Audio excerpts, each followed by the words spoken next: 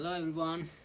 आज चाहिँ च्याट जिपिटीलाई यसो हाम्रो पहिला एउटा बोल्ने कोड ल्याङ्ग्वेज थियो, कसैले थाहा नपाउने टाइपको सिक्रेट कुरा गर्ने, त्यो ट्राई गरौँ। कतिलाई थाहा छ, हामीले बोल्थ्यौँ जस्तो कुनै शब्दको अगाडि च थपेर बोल्ने। च्याट जिपिटीलाई सोधौँ कतिको जान्दछ है त। Hello chat GPT.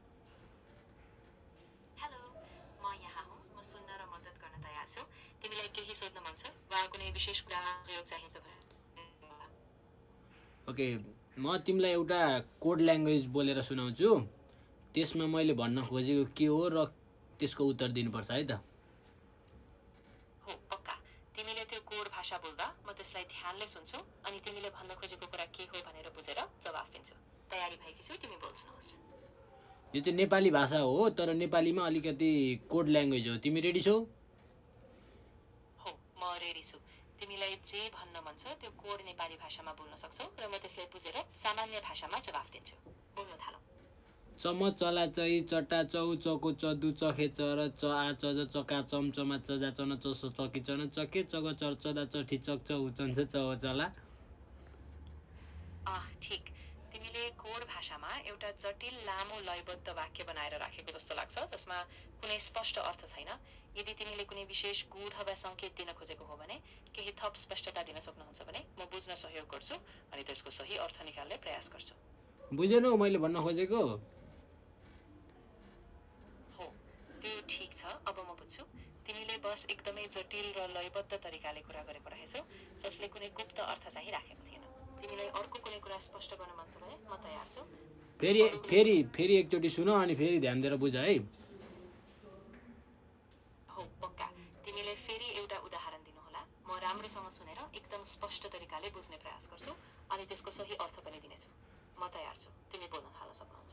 चम चला चई चटा चौ चको चदु चके चर च आ चज चका चम चमा चजा चन चकी चन चके चग चर चदा चठी चक चौ चला। हुन्छ, अब म बुझेँ। यो एउटा लयबद्ध र दोहोरिने कोड जस्तै कुरा थियो, जसले कुनै विशेष अर्थ वा तथ्यलाई सङ्केत गर्दैन, बरु सिर्फ एकदमै धुन जस्तो सुनिन्छ। यदि तिमीले कुनै अर्कै प्रकारको सङ्केत वा सन्देश दिन खोजेको हो भने त्यो अझै स्पष्ट रूपमा भन्न पर्नुहुन्छ। म त्यसलाई बुझेर जवाफ दिन्छु।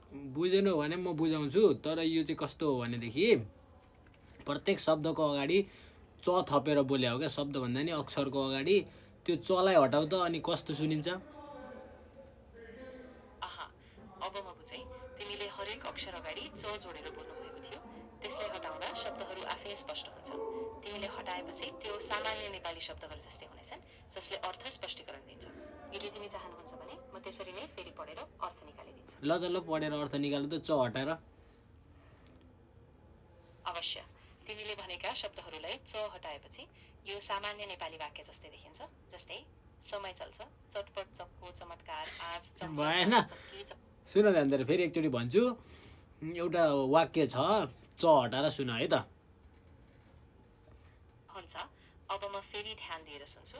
तिमीले एउटा पुरा वाक्य भनेपछि म त्यसमा देखिने सबै च हटाएर त्यसको वास्तविक रूपमा ध्यान दिनेछु अनि त्यसको सही अर्थ पनि बताउनेछु। तिमी तयार थियौ भने बोल्न थालोस्।